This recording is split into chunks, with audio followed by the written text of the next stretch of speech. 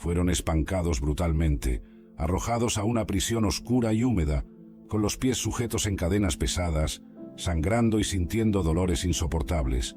Ahora piensa, ¿qué harías tú en esta situación? ¿Te quejarías? ¿Llorarías? ¿Te desesperarías?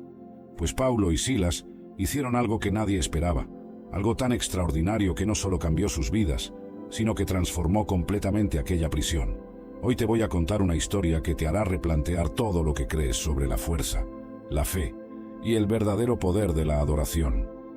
Antes de continuar con la narrativa completa, necesitas entender por qué esta historia es tan relevante para tu vida hoy. Lo que sucedió en aquella prisión en Filipos no fue solo un evento histórico, fue una demostración del poder transformador que existe cuando elegimos alabar en medio del dolor. Lo que veremos aquí va mucho más allá de un simple relato bíblico. Es un ejemplo vivo de cómo podemos encontrar fuerza en situaciones aparentemente imposibles. Era una tarde común en Filipos, una de las principales ciudades de Macedonia. Las calles concurridas reflejaban la importancia de aquel centro comercial romano, donde comerciantes, soldados y ciudadanos se mezclaban en una rutina aparentemente tranquila. Nadie podría imaginar que aquel día marcaría el inicio de una de las historias más impresionantes del cristianismo primitivo. Paulo y Silas habían llegado a la ciudad después de una jornada extenuante. La decisión de ir hasta allí no fue por casualidad.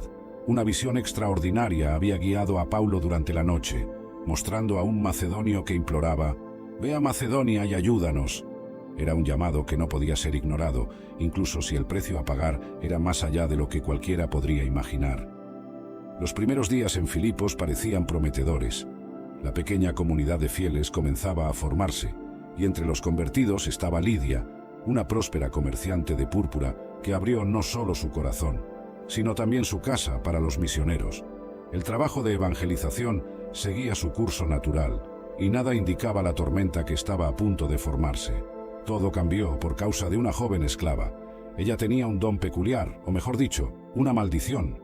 Poseída por un espíritu de adivinación, generaba mucho lucro para sus amos a través de sus predicciones. Durante varios días, ella seguía a Paulo y Silas gritando: «Estos hombres son siervos del Dios Altísimo y nos anuncian el camino de la salvación». Aparentemente sus palabras eran verdaderas, pero Paulo percibía algo más profundo. Aquella no era una proclamación genuina del Evangelio, sino una manifestación demoníaca que necesitaba ser confrontada. Después de días soportando aquella situación, Paulo, movido por una compasión divina y por el poder del Espíritu Santo, ordenó al Espíritu que saliera de ella. Lo que sucedió a continuación desencadenó una serie de eventos que nadie podría prever. La liberación de aquella joven significó también la liberación de una fuente de ingresos considerable para sus amos. La furia de ellos no tardó en manifestarse, y pronto Paulo y Silas se encontraron en el centro de una tormenta que sacudiría no solo sus vidas, sino toda la ciudad de Filipos.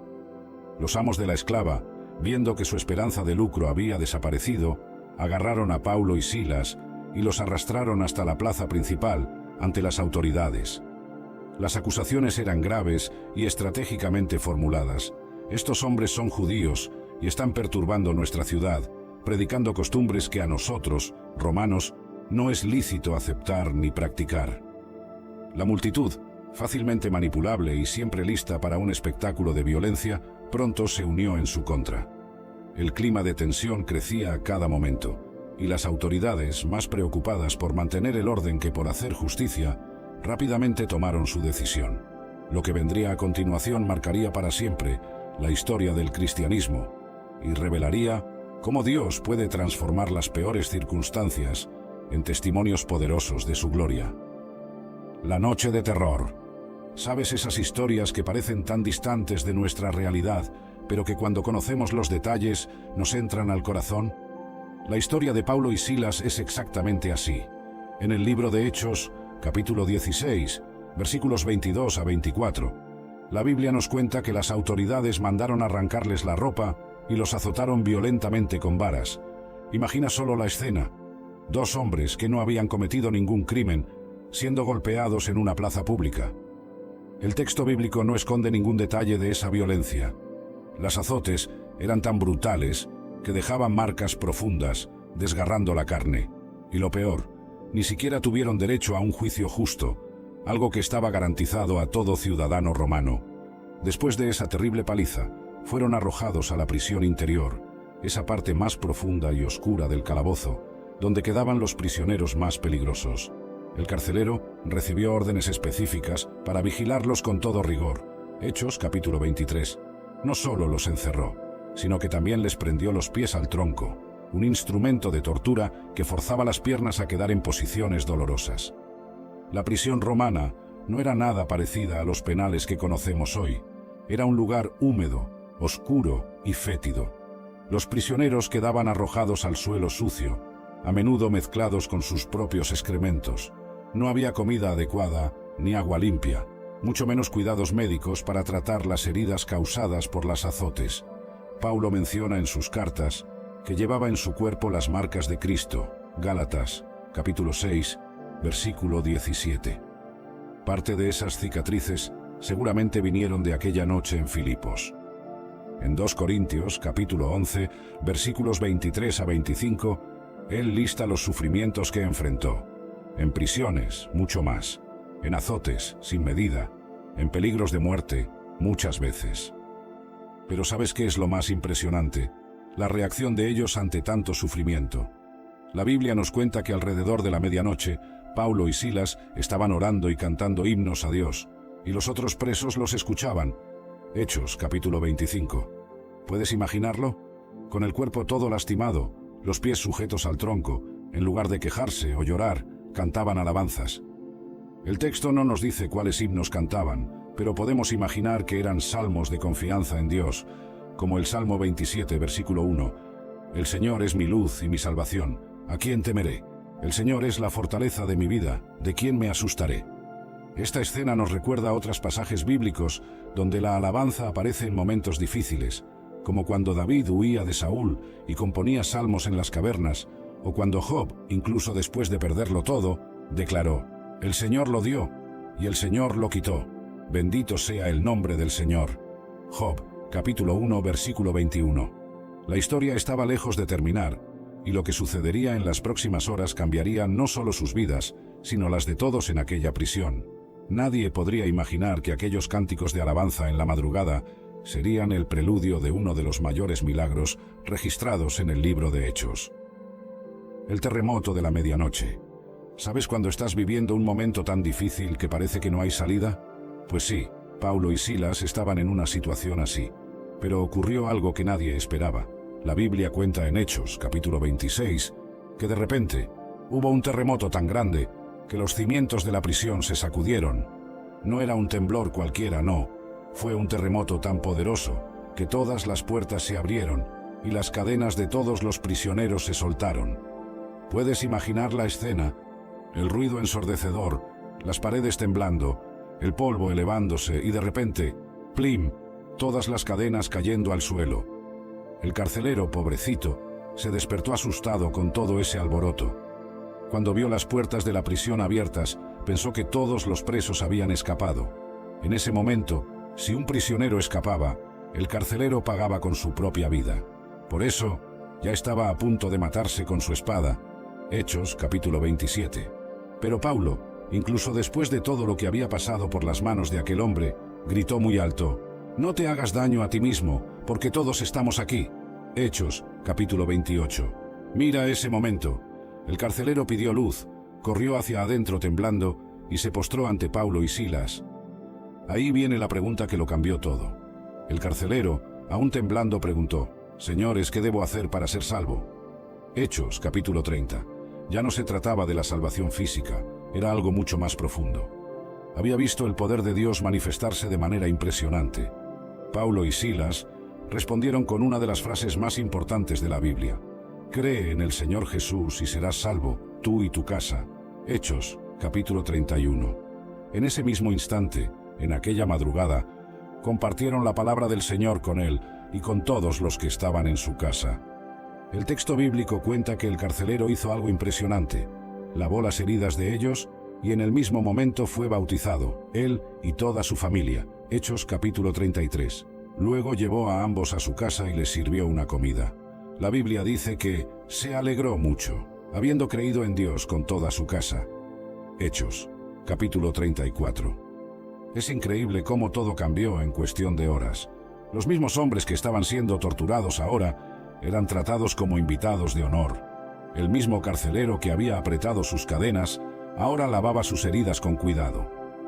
Esta historia me recuerda a otros pasajes de la Biblia donde Dios transformó situaciones imposibles, como cuando José fue de la prisión al palacio de Faraón, Génesis capítulo 41, o cuando Daniel salió ileso de la cueva de los leones, Daniel capítulo 6.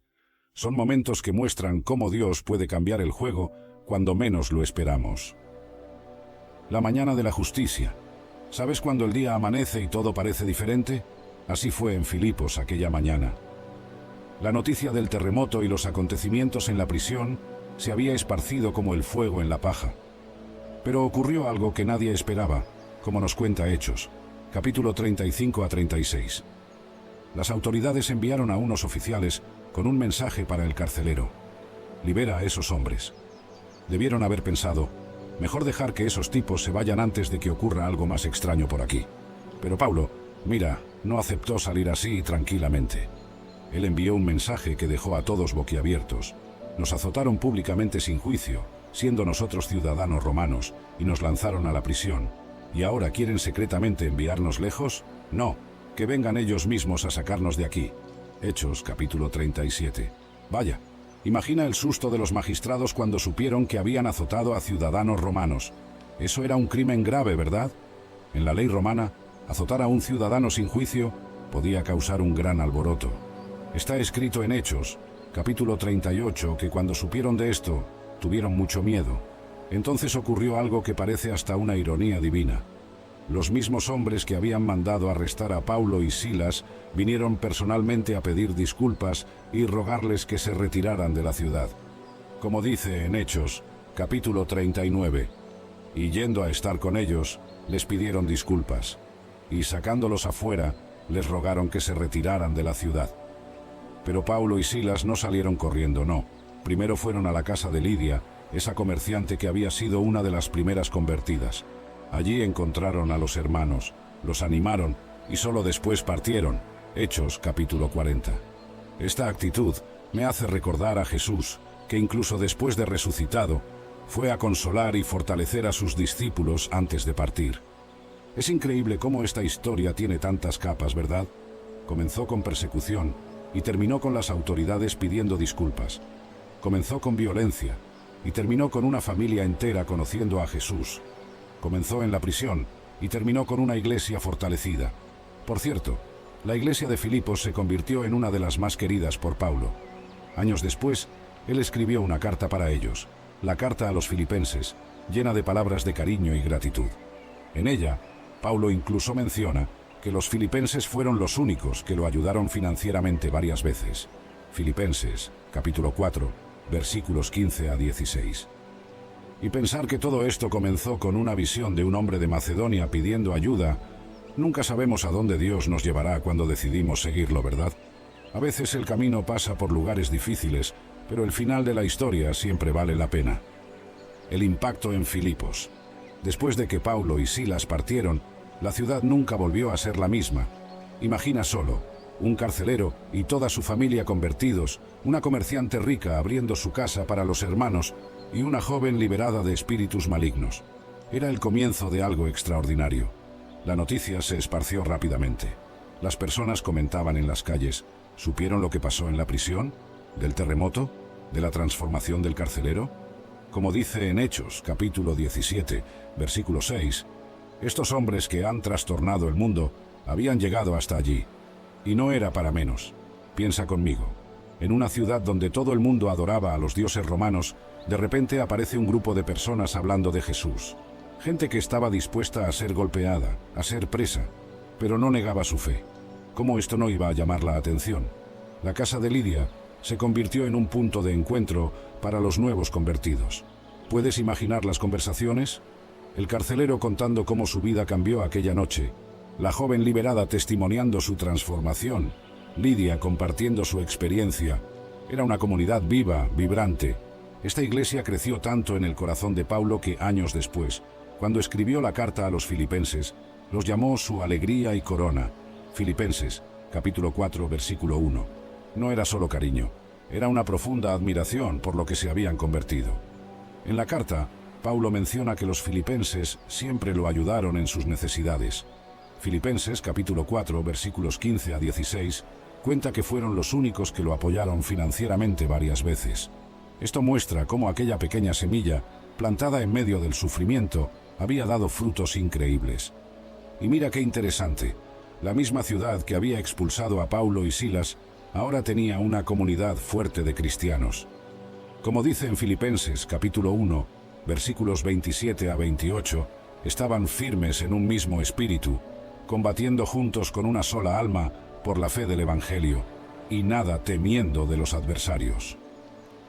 Todo esto comenzó con una visión, pasó por un azotamiento público, una prisión, un terremoto, y resultó en una de las iglesias más amadas del Nuevo Testamento.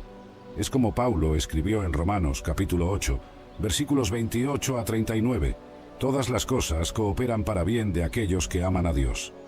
Las marcas que quedaron. En sus cartas, Pablo habla de esas marcas con una mezcla de dolor y gratitud. En 2 Corintios capítulo 11, versículos 23 a 25, él abre su corazón y cuenta: 5 veces recibí de los judíos 40 azotes menos 1. 3 veces fui azotado con varas. Y aquella noche en Filipos dejó más que marcas físicas. Imagina solo, Pablo y Silas cantando en la prisión, con el cuerpo todo lastimado. No era un pequeño show de alabanza, era adoración que venía desde lo más profundo del alma, de aquel lugar que solo quien ha pasado por algo muy difícil conoce. En sus cartas posteriores, Pablo siempre volvía a este tema del sufrimiento, pero de una manera diferente. En Filipenses, capítulo 3, versículo 10, él habla sobre conocer a Cristo, el poder de su resurrección y la participación en sus sufrimientos. Era como si cada azote, cada noche en prisión lo hubiera acercado más a Jesús. Y los filipenses, ellos entendían bien eso. Al fin y al cabo, habían visto con sus propios ojos lo que significaba seguir a Jesús de verdad. En la carta que Pablo les escribió años después, él dice: porque a ustedes se les ha concedido no solo creer en Cristo, sino también sufrir por Él. Filipenses capítulo 1, versículo 29. Pero no pienses que era una conversación triste, no. Al contrario, la carta a los filipenses es conocida como la epístola de la alegría. Pablo usa la palabra alegría o alegrarse 16 veces en ella. Es como si él estuviera diciendo: ¿recuerdan aquella noche en la prisión? Cantábamos porque teníamos una alegría que nadie podía quitar. Y mira qué interesante, ese carcelero que casi se suicidó. La Biblia dice que después de conocer a Jesús, se alegró mucho con toda su casa. Hechos, capítulo 34. Era una alegría contagiosa, que se esparció por toda la ciudad. De hecho, lo que sucedió en Filipos se convirtió en una especie de hito en la historia de la iglesia primitiva.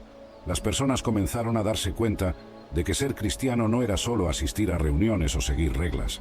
Era algo que cambiaba a la persona por dentro, que daba fuerza para enfrentar cualquier situación. Es como Pablo escribió en Filipenses, capítulo 4, versículos 11 a 13. He aprendido a estar contento en cualquier situación. Sé vivir en la pobreza y en la abundancia. He aprendido el secreto de vivir contento en toda y cualquier circunstancia. Todo lo puedo en aquel que me fortalece. El poder de un testimonio. Piensa solo, 2 hombres son presos injustamente, golpeados hasta no poder más, y aún así continúan cantando y alabando a Dios en medio de la noche. Las noticias comenzaron a esparcirse por todas las iglesias de la región. En Tesalónica, en Berea, en Corinto. Todo el mundo quería saber más sobre aquella noche increíble. El mismo Pablo menciona en 1 Tesalonicenses, capítulo 2, versículo 2. Pero incluso después de haber sufrido y sido maltratados en Filipos, como ustedes saben, con la ayuda de nuestro Dios tuvimos valor para anunciarles el Evangelio. Y lo más bueno es que no era solo la historia del terremoto lo que impresionaba, era el cambio en la vida de las personas. Imagina solo la escena, el carcelero, ese hombre duro que antes encerraba a los presos con toda su fuerza, ahora lavando con cariño las heridas de Pablo y Silas. ¡Qué transformación!, ¿verdad? Lidia, la comerciante de púrpura, también tenía una historia increíble para contar. Como dice en Hechos capítulo 16, versículo 14, El Señor abrió su... Dios no permitió que estas criaturas entraran en el arca de Noé. Número 1. Peces y criaturas marinas.